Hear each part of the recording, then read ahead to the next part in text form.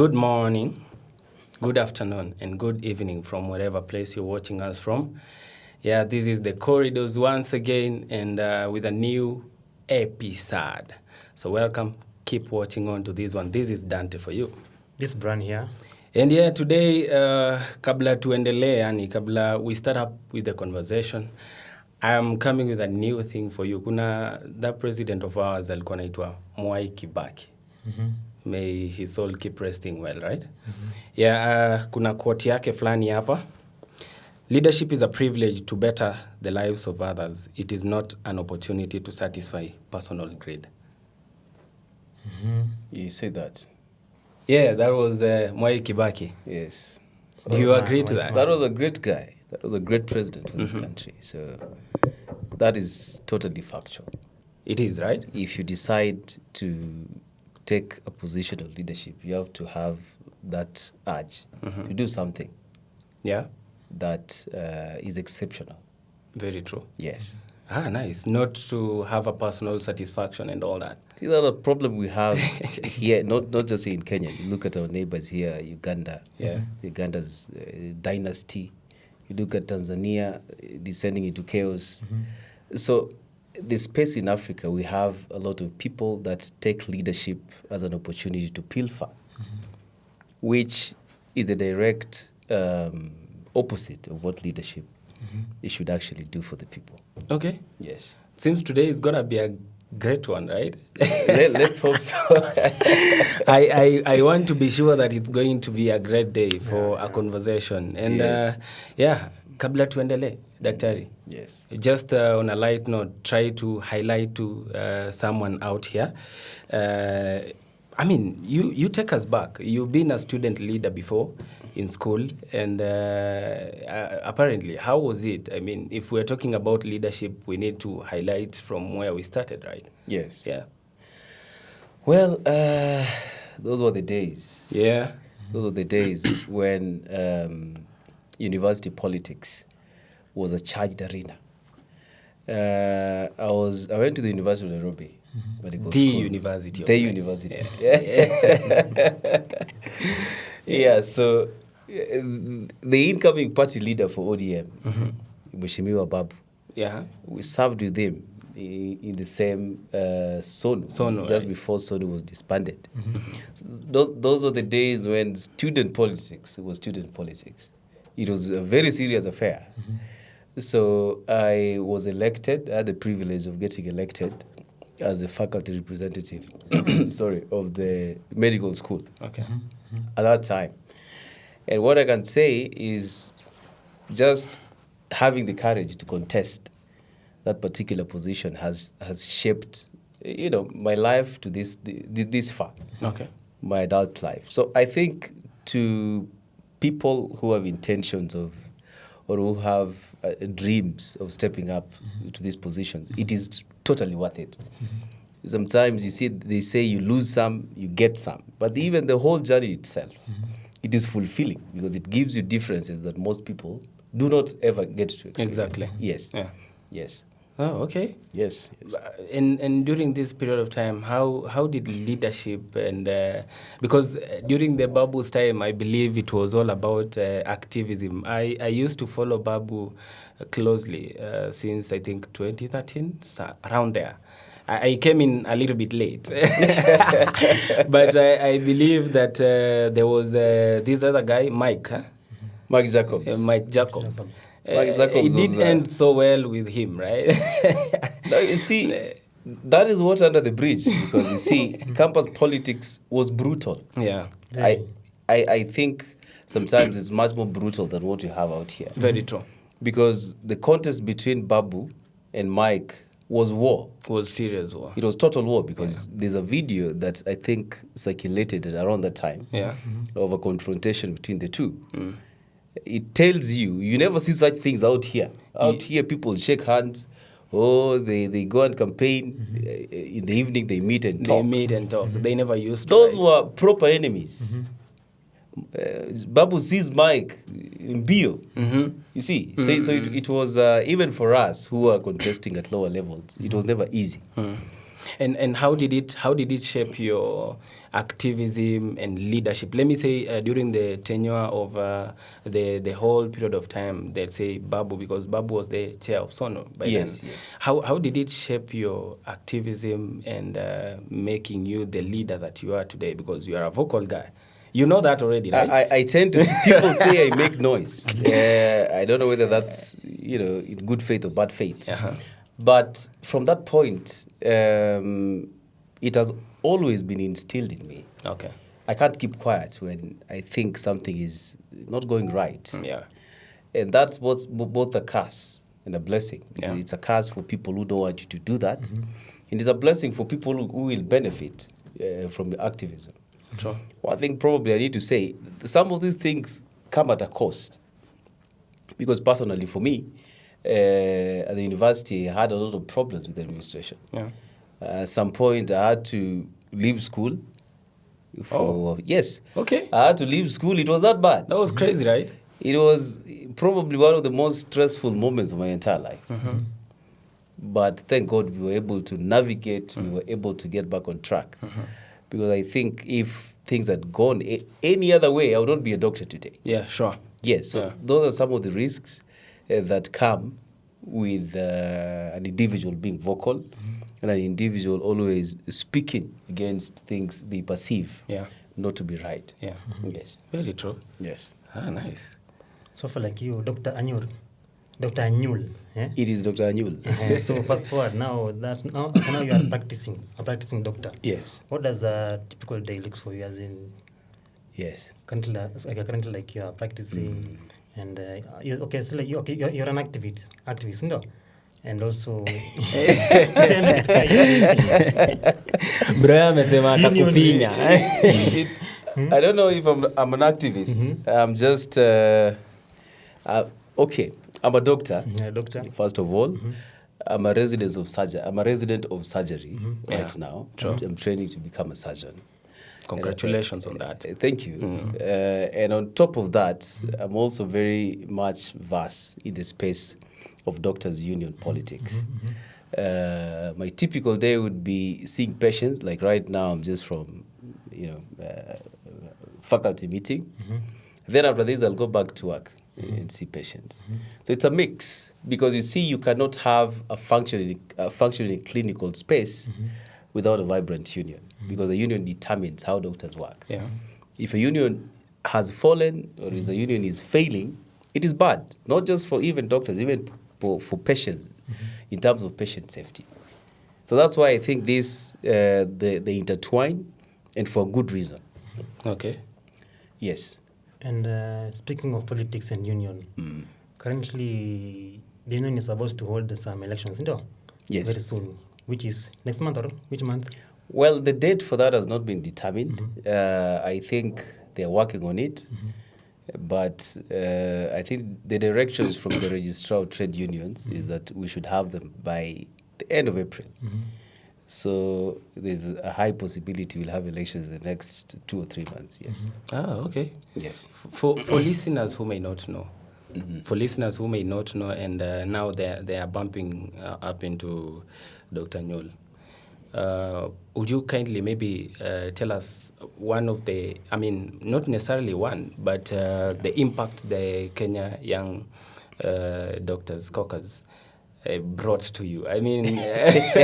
You've really been running away from mentioning that, right? Yes.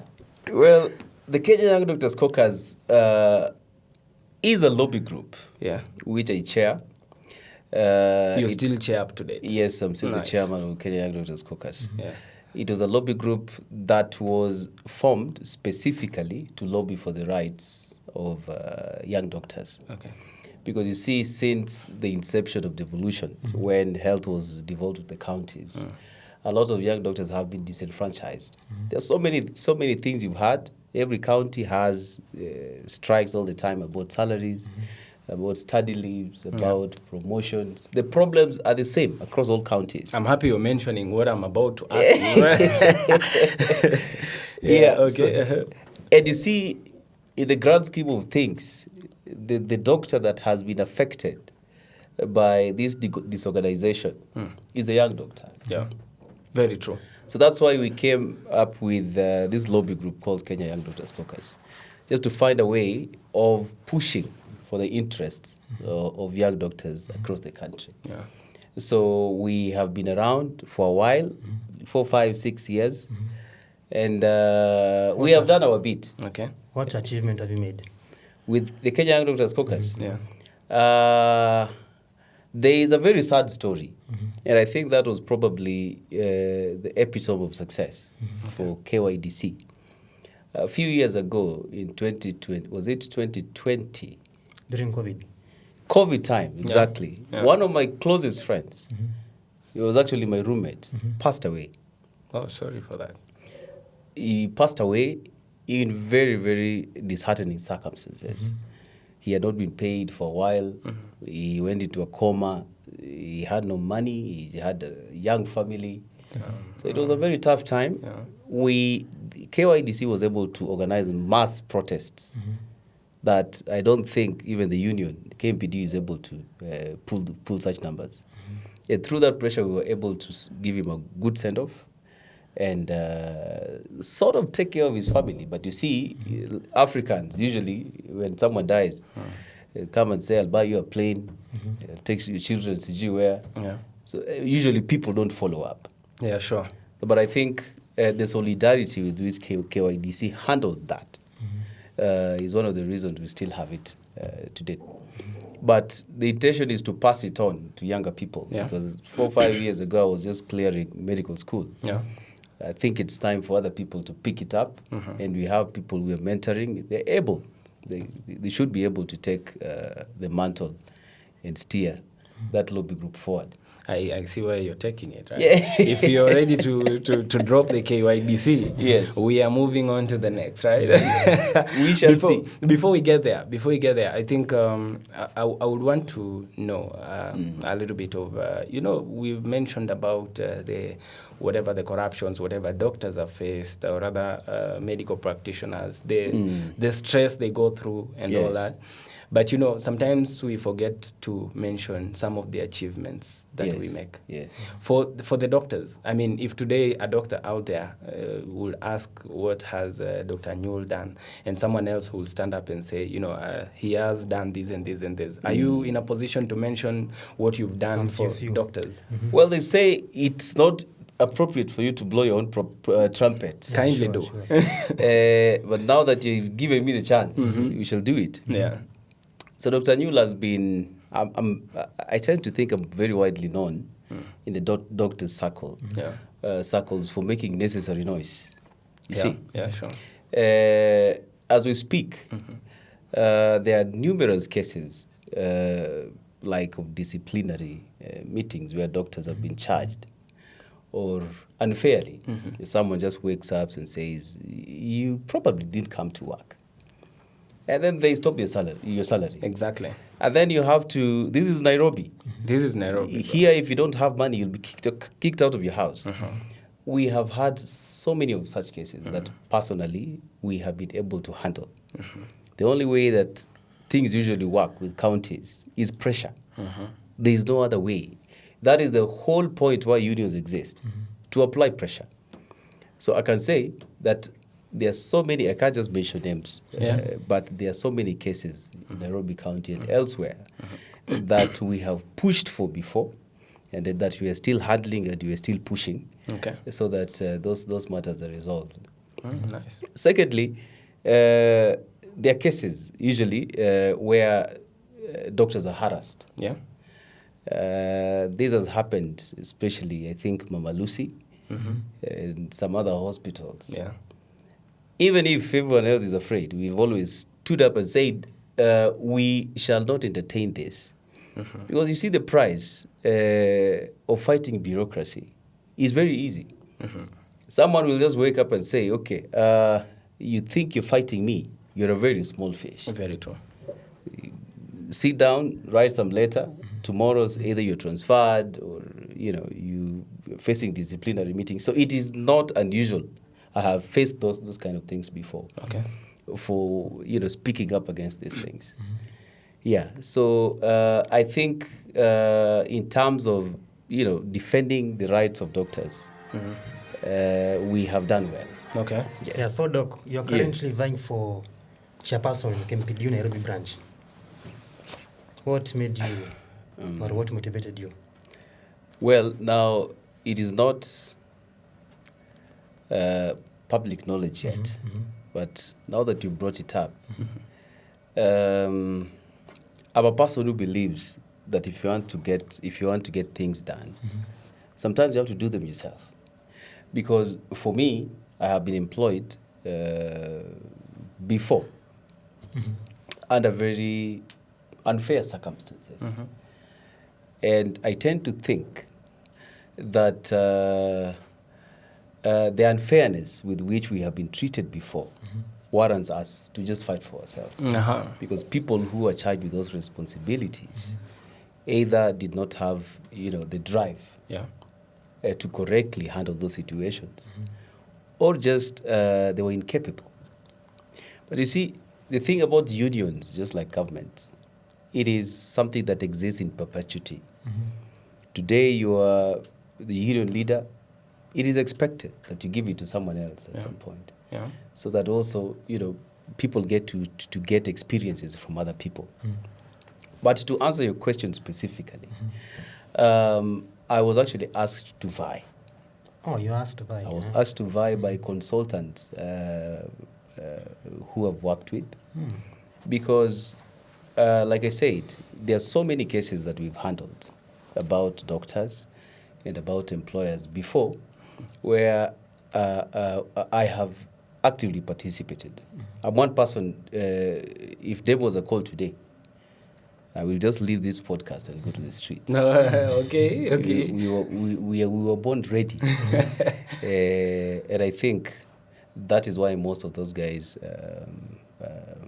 asked me to vie, because I think they realize that we have the drive to perform this kind of work. Because this kind of work is not something that you probably want to do if you don't think you can do it.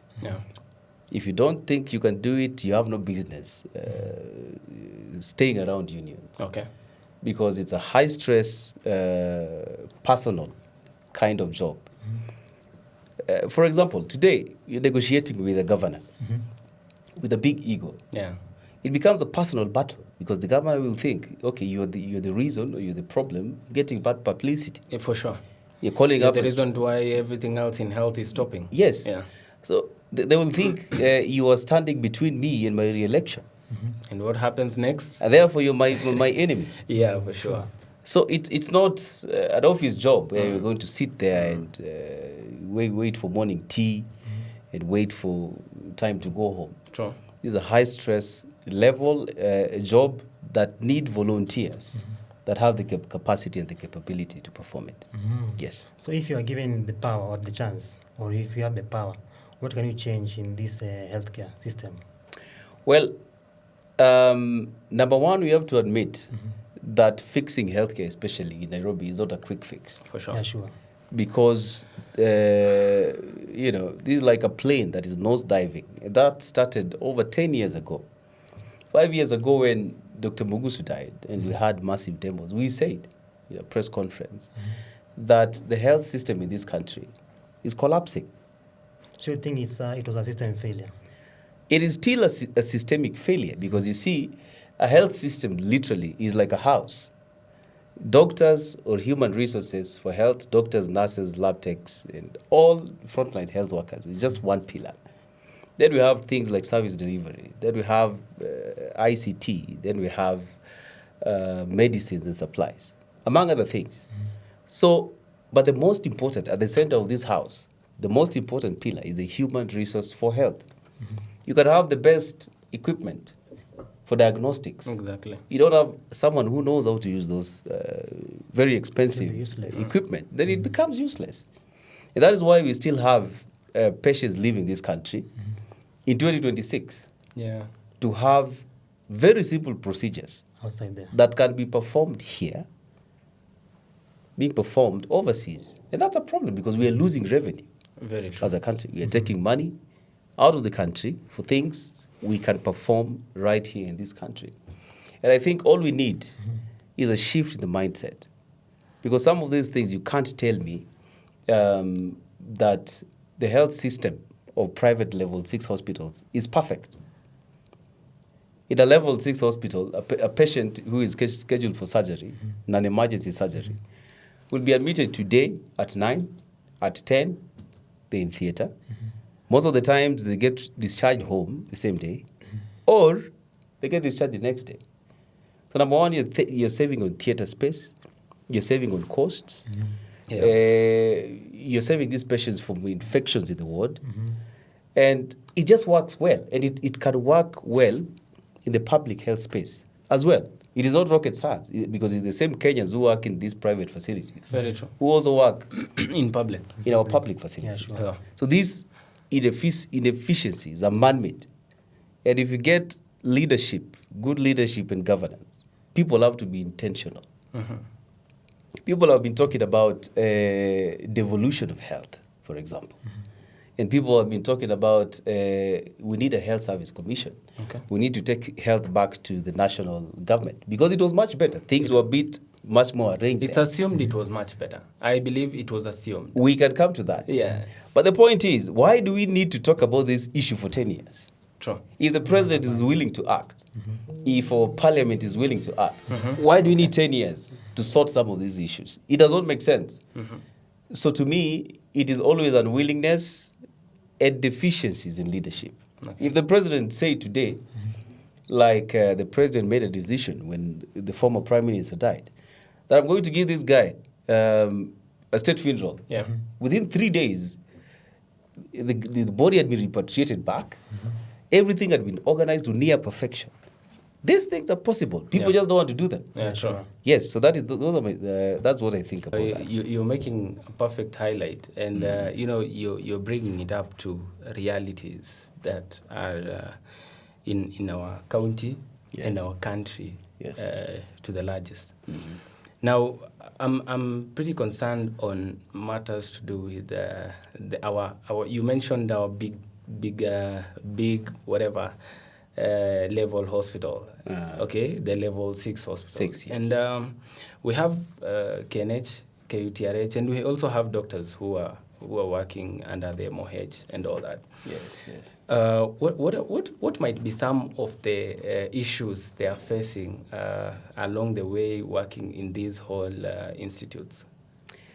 Yeah. Maybe the ones that you've identified and you feel like you can or you want to address them. Well, I think Nairobi County consists of Nairobi City County Government, Nairobi Branch, KMPDU Nairobi Branch. We have Nairobi NCCG, City County, NCCG. Yeah. Then we have doctors from KUTRRH, Kenyatta University Hospital. We have colleagues from KNH, Nairobi Hospital, and a few other private hospitals. Yeah. Now, Nairobi City County has a CBA with the government. Okay. These level 6 hospitals also have their separate CBAs. Okay. Yes, so they have their separate CBAs. But I'll talk about common problems. We have an issue with gratuity. There are doctors who had been employed or engaged in contractual terms with NMS in NCCG. We have doctors who had been engaged in contractual terms with KU, who are owed gratuity, the same for Kenyatta. So this gratuity issue is not only limited to NCCG. It cuts across NCCG, KU, and KNH. Okay. These gratuity arrears have not been paid. And it is something that has to be paid because, you see, government owes you money, government pays you money. Yeah. There's no two ways about it.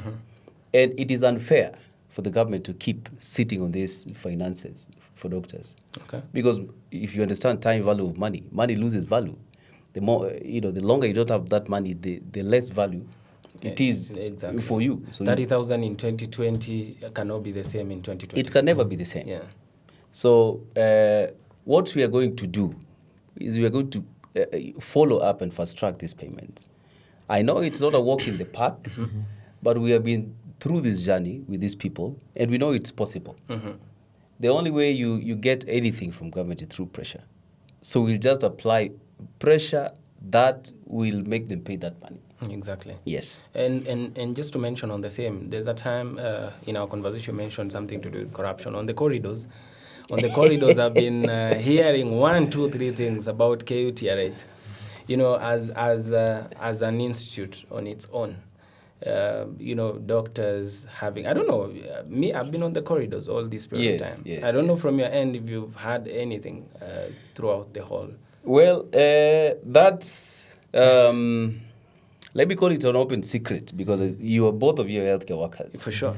I think you appreciate how hard it is to secure employment these days. Exactly. Especially if you don't know someone who is in close proximity to the provider of that employment. Or your pocket is not pregnant. Or if you're not doing well in your pockets. So you will have a lot of problems. Yeah. Unfortunately, that is the scenario that we are in. And rumors about KU, rumors about NCCG, Nairobi County, and even private hospitals these days. Exactly. Equal opportunity has been thrown out of the window. Yeah. And what I usually say, what I usually tell doctors is, it is very, very sad to be treated by a doctor who has not been competitively employed. Health is not like any other thing. Yeah. So you don't want people who have cut corners, handling your life. Yeah. And I think our unions, not just Nairobi, because this corruption is widespread. Everywhere. It's all over. I mean, if I can just bring you to page, Yes. there's a scenario that happened in Sierra. People worked for over 8 months when, assumingly, they were on the payroll. They were not paid. I think the cases are still in court right now. Some of my friends were part of the whole group, a group of up to over 100 nurses who were employed by the county, but who went through, crazy routes to get to there. And we cannot term it to Nairobi only. Yes. It is all through the country. It is widespread. It's widespread, yeah. It is widespread, and these days, some doctors say, if I don't know someone in Muranga, it's a waste of time applying there. Yeah.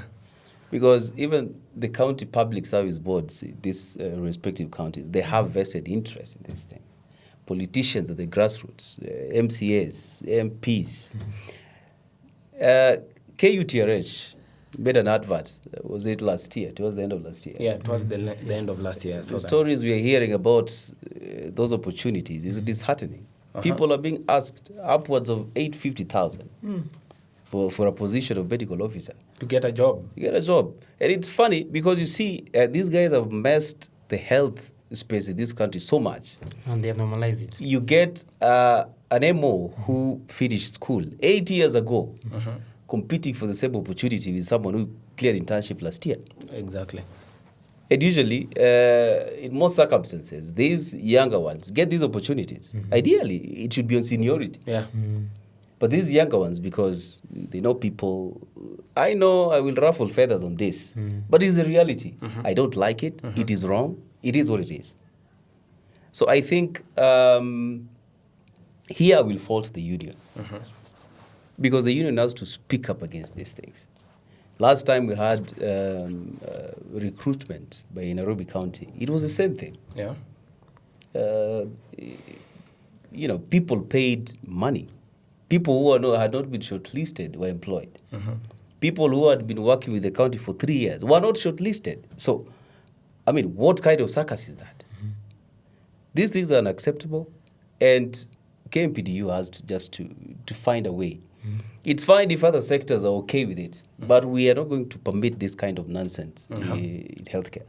We have to preserve patient safety. Because you see, when you finish, for every doctor or every CEO or every nurse, usually you do not do any harm to a patient. That's a Hippocratic oath. It's just simple. So the moment you are recruiting people who have cut corners, you're not looking at patient safety. And that's a big problem that we cannot permit. We cannot pretend that everything is okay when everything is not okay. Exactly. Yes. And coming to, I think currently the Nairobi Doctors, you guys are on the streets again. again. So And again. So what should the community know, as in inform them and what's happening? Why are guys on the street again? Well, I think, like I said, there are perennial issues that Because I'm sure it's not only about money, salary. It's not about salary alone. Yes. Everything that unions always fight for boils down to money. Boils down to money. So Nairobi is a county that has created a proxy war, not just with doctors, because everyone right now is on strike in Nairobi County. Nurses are on strike, CEOs on strike, doctors are on strike, everyone's on strike. Lab techs are on strike, nutritionists are on strike. It's crippled. The health system is crippled right now. The problem is these people showed no intention of even trying to resolve these issues. And probably this is the second strike or third strike in the span of 1 year. So what Nairobi usually do, they play these games, they go to court, they call you, you agree, because you see union work and employer work is compromise. I want X, I can only give you Y. Okay, fine, let's agree. You can have X plus Y divided by 2. That is essentially what a return to work formula is. But once employees go back to work, they forget about that document. So it's follow-up, indifference, follow-up, indifference. Doing emails, letters, back to back. Yes. And then you have to end up going back to the streets. Because you see, as an employee, you don't have any other power. The only power you have is the streets. Yeah. So that's why Nairobi is in a constant state of disarray. And I don't want to, I'm not a politician, right? But everything starts and ends with politics. If you have bad politicians, and usually I'm very disappointed with the MCAs of Nairobi, because they are the direct representatives of the people. Yeah. The chief officer is not. The CEC is not. The county secretary is not. So the MCA of, for example, Mbagathi, the area surrounding Mbagathi, the area surrounding Mama Lucy, if Mama Lucy sees 3,000 patients, if Mama Lucy performs 10 cesarean deliveries in a day, in a month 300, 400 or 500, where do these patients go? Because they don't go to Kenyatta. Kenyatta does not take direct referrals. Yeah, exactly. We are having patients who are dying at home. Sure. The media, unfortunately, does not cover these things. It will not cover So either people think everything is normal, but we have patients dying in our slums. Children are dying. So that is an unfortunate reality. And I think the MCAs of Nairobi County have to wake up. They have to wake up. Not everything can go wrong under their watch, because they have the authority under the Constitution to correct these things. If the problem is that is leadership at the health department, they have the ability to change that leadership. They are close to the residents. If the problem is the governor, they have the ability to change that. So the blame is for all of them, but I think the people who have the real power here are the MCAs. Yeah, for sure. And they have to take responsibility. They have to wake up, because these decisions, these poor decisions that are being made, are killing people of Nairobi. And we have to address it, because that is it. Okay. Now that you're addressing closely and, hitting them arrows onto them. I am not. It's just the reality. The reality about the whole situation, right? I would be concerned. Every single day we connect with the community, and sometimes we forget to mention how health matters to the healthcare practitioners. Do you think this is a question to you on a personal perspective, or rather the people that you've met out here. Do you think that the Nairobi County Council, whatever, doctors are able to access healthcare? And if yes, how possible is it for them? Because someone not being paid for that period of time, it's a little bit crazy. And I hear that there's the healthcare cover is not up to date, or rather, if it's up to date, once in a month or something like that. Well, I think that is one of the most unfortunate things that I've ever heard of in my career, in my brief career as a doctor. Doctors, usually, we treat patients. But for doctors of Nairobi County, they're not able to afford the healthcare that they provide. Because the medical cover that the county provides for healthcare workers in Nairobi is so unpredictable that you can't plan with it. Exactly. Oftentimes there's a blackout. They have not paid premiums, so it is not working. Like right now, I understand they're using SHA, the comprehensive SHA. This SHA is not being accepted by majority of hospitals in Nairobi. So it is a good cover on paper. But today, if I were to collapse here, you'll have to probably take me to Eastland, to a hospital that can accept that cover, if I were working for Nairobi County. Number 3, there are so many issues with premium payments. These people, either they don't pay premiums or they renege on the agreement with these service providers. So people are not able to access healthcare services. We have colleagues who have chronic illnesses, colleagues who have little children. These are the worst affected because they have to pay out of pocket. And out of pocket, you understand, you work in healthcare. It is impossible. Yeah. It will finish all your resources. Very true. And plunge you into poverty. So that is a big issue we have. Health is very expensive. Health is very, very expensive. And it is unfortunate that people who provide this service cannot get it. It even worse that people in Nairobi, you see, Nairobi should be a model county. We have the president here. We have all the ministers working in Nairobi. And in my opinion, it is one of the worst run counties, not just in Kenya, in the history of devolution. So I think there's a lot of work coming up ahead that must be done to straighten, especially for members of KMPDU Nairobi Branch who work for NCCG. Because it's the biggest problem. There's always an issue. Either they have stopped doctor's salary for a year or 2 years, their cover is not working, salaries are always delaying. The worst of the very, very worst. Yes. Yeah. And speaking on the issue of strike again,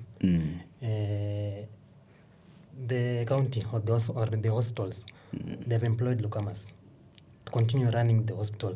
What's your take on that? Is that sabotaging or that's employment opportunities?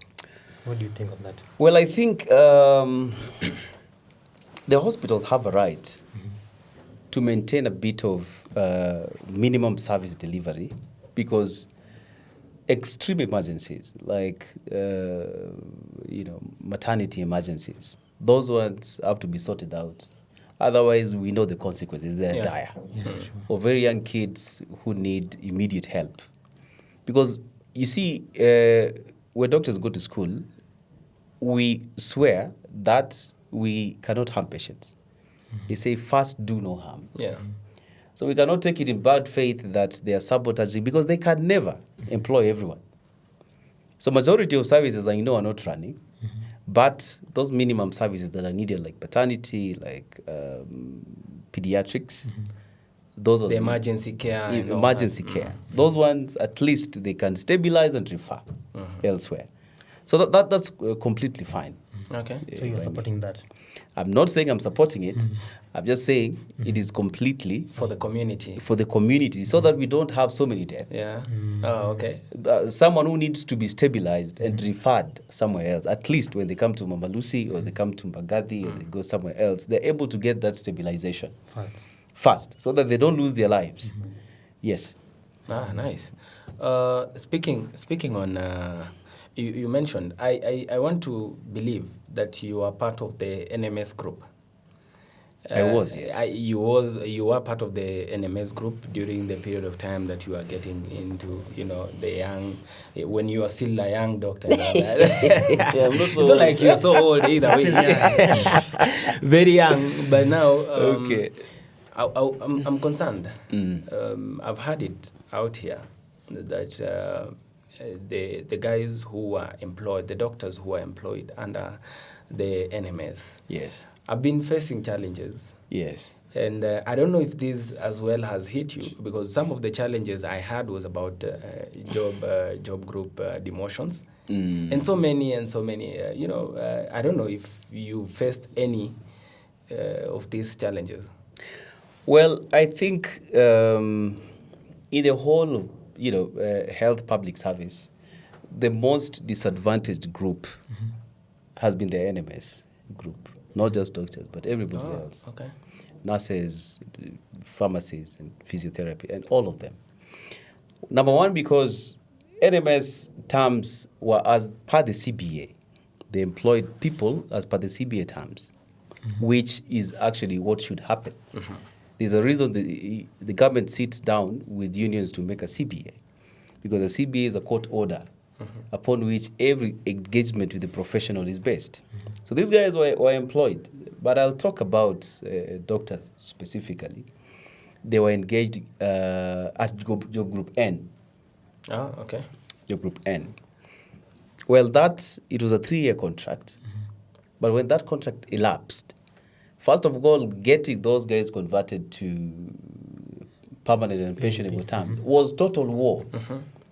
People had to go to court. People had to negotiate. The county was not committing. But eventually, they employed people.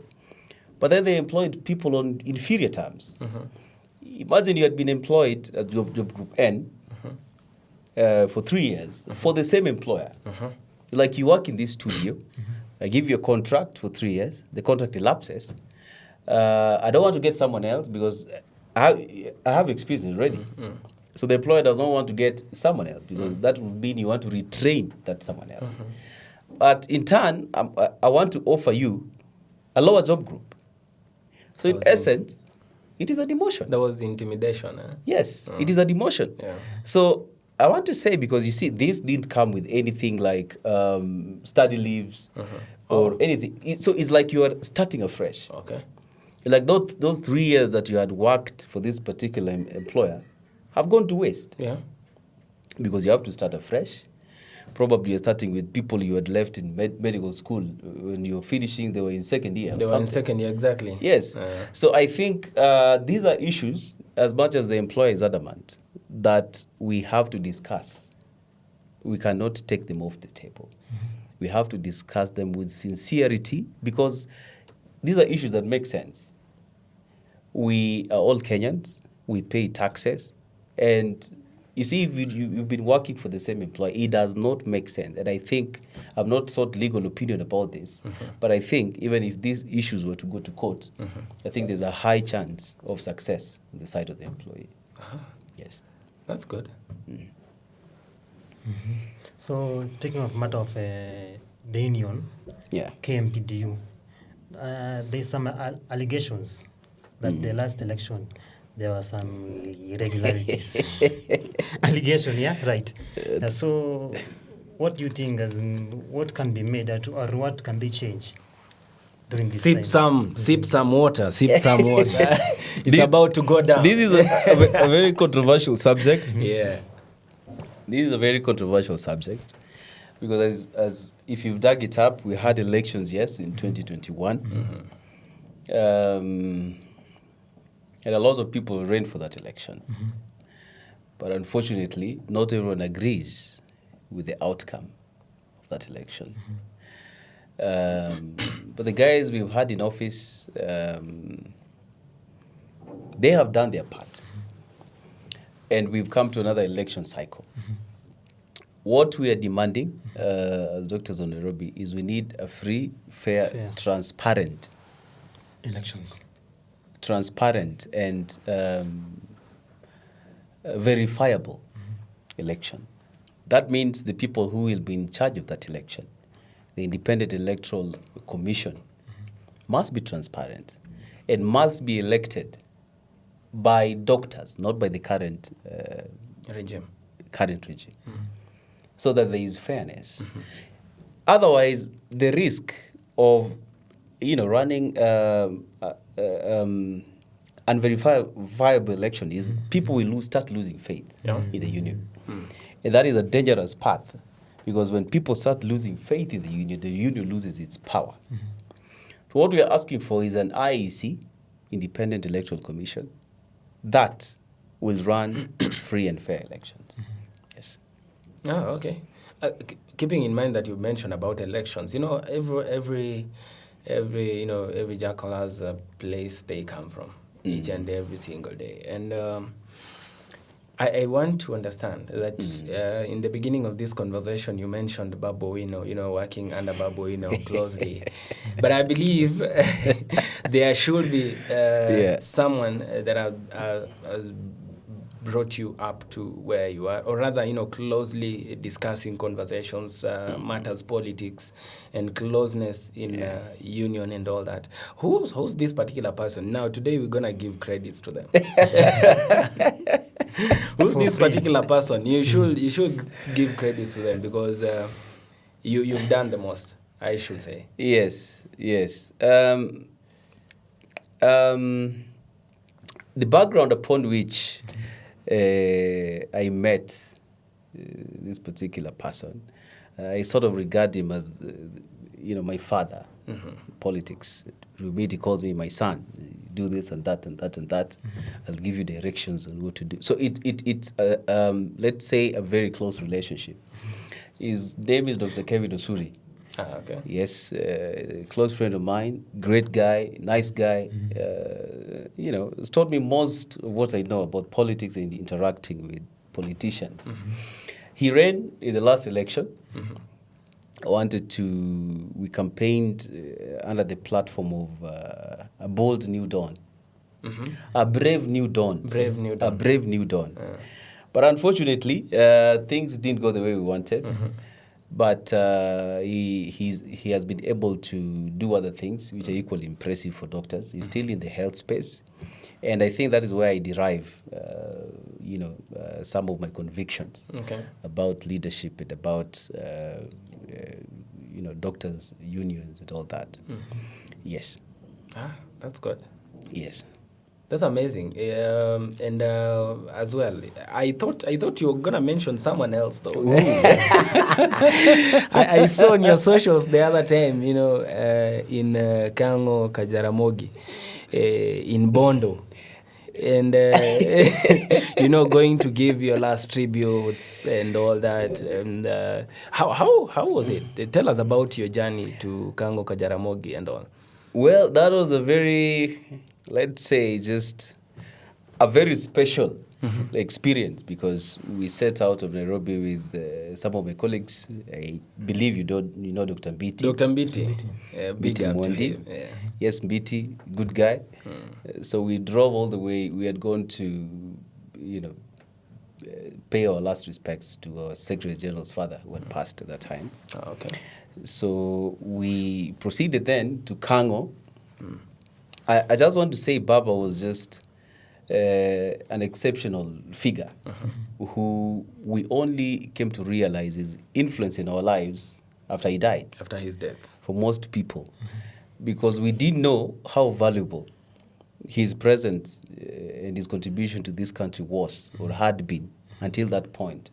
You just can see today the kind of chaos that are in this country. You see, because of the void that he has left. Yeah. There's total confusion in the opposition. The government has no one to hold it accountable. So I think Kenya is going to undergo a lot of problems before we get to a point where we have someone who can hold the government accountable like Raila did. Exactly. I think there is hope. The people who show promise, people like the next party leader of ODM, Babu Owino. That's my party leader, by the way. Yes. Yeah. So me and my family. Me and my family are in full support of I agree. Daktari. I agree. Yeah. So not Daktari Oburu either way. When I mention doctor, I mention Babu Owino, not the other party leader. Not the party leader, the current one. Yeah, so I think this is just the beginning for the country. People have not realized because, we are gearing up to a general election next year. Now, people will see the kind of retrogression the country has had since Raila's passing. Yeah. Raila could just, say things and people follow. And the government respected him. We do not have such a person as we speak in this country who can tell the government, you need to stop. You are not taking this country the direction that is best for the country. Because it's not about individuals. Because if it were about individuals, that is how you descend into anarchy. Yeah. And that's how you descend into dictatorship, like Moi. Exactly. And these are the funny presidents around East Africa. Around East Africa, yeah. Yes. Yes. Okay. Yeah. And coming to think of it, as in, what are your future ambitions concerning this? You see, there's a new after the elections. Yeah, we are still organizing and trying to see if so our immediate plan is to try and win this election, convince doctors that we can serve them. Beyond that, of course, there is always work, the clinical work that we're doing. Right now, I'm a surgery training, so first and foremost, we have to make sure that is done as an objective. Beyond that, we shall see and we pray to God for life. If God gives us life, we, of course, shall be able to do great things under His guidance. Yes. So, I mean, the short-term goals right now, you make sure you have a nice way of finishing up with your school. Yes. And then, apparently head the whole union in the Nairobi branch, as you mentioned. If I got it clear, right? Yes, that is. Inshallah, right? we pray. I've been talking to one of the leaders before. Yes. One Dr. Mairo. Yes, Mairo. One good Dr. friend Mairo. of mine. Yeah. Yes. He was supposed to be on this podcast late last year, but I think he was too engaged and all that. Yes. I mean, I believe he's going for the national. That is from the corridors. I've heard it that he's going for the national seat. I don't want to mention. I don't know as well. The clarity of information is not yet there. There are other leaders who've been here before. Yes. Who've been clarifying 1 or 2, 3 things. Okay. Would you say that the current regime has had its best of service, or rather, would there be a position to mention that there have been challenges and success in? Well, I think just like any other branch, governments generally are very hard to deal with. Okay. And like I mentioned before, unions are like systems that operate in perpetuity. Okay. I believe these current guys have done their best. Okay. And I think it's time for other people to come in and continue their work. Okay.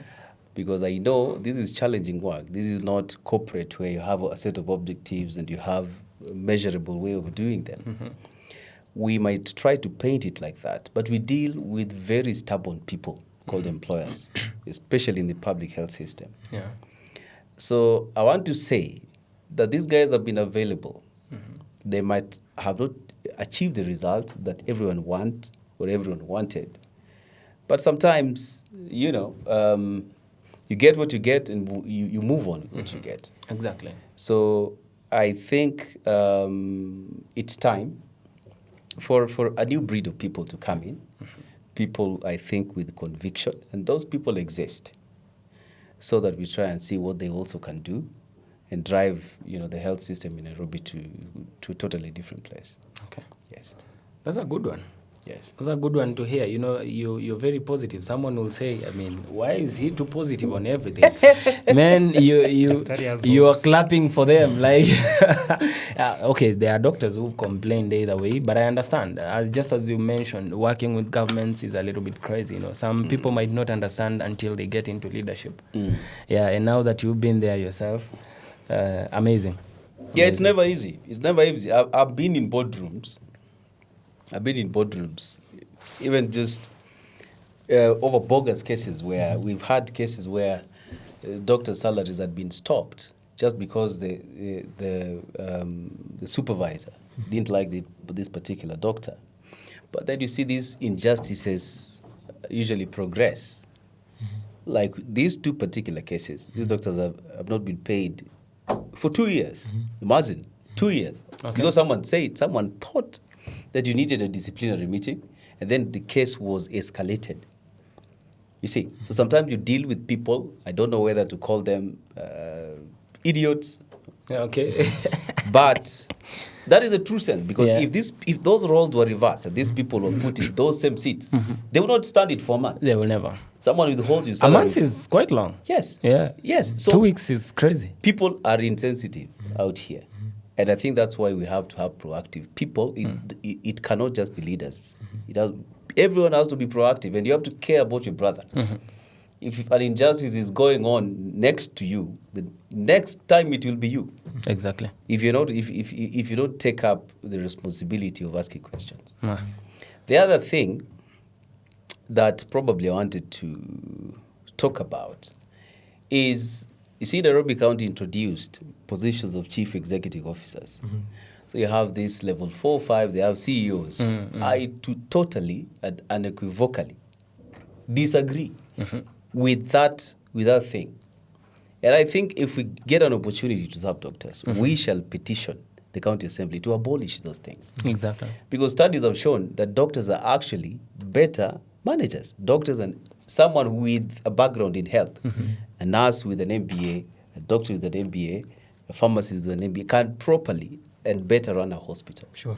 Because now we have these funny characters with questionable backgrounds submitting doctors to, a lot of stress, ego issues. They are close to our governor. They don't like you, and now you are transferred. You are transferred. Yeah. Or you face harsh, times at your workplace. Yes.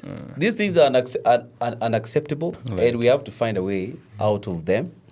And what I can guarantee our people is that we are going to find a way of getting these people out of our hospitals. Nice. Yes. And Nice. the Nairobi County slogan, lazima work. Do you think things will work?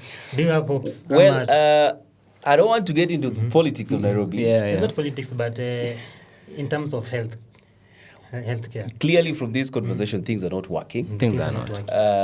Nairobi's health system has collapsed as we speak. There is no way you can tell me in a typical month, usually doctors in Nairobi County go on strike every month. Let's call it a salary parade. Yeah. And it's usually around 2 weeks or 10 days. So every 10 days or every 20 days, the hospitals are not working. How can you call that a working health system? It's not. And it's over issues that are avoidable. Just pay people the salaries on time. There are counties in this country that do not have these issues. They've always paid their salaries on time. Doctors there are motivated enough to work. Hapa Nairobi bana, people just kifika hapo 10th, people don't go to work. And somehow the county government has accepted it as a new norm because they know they're incompetent. Yeah. They are unable to pay salaries on time.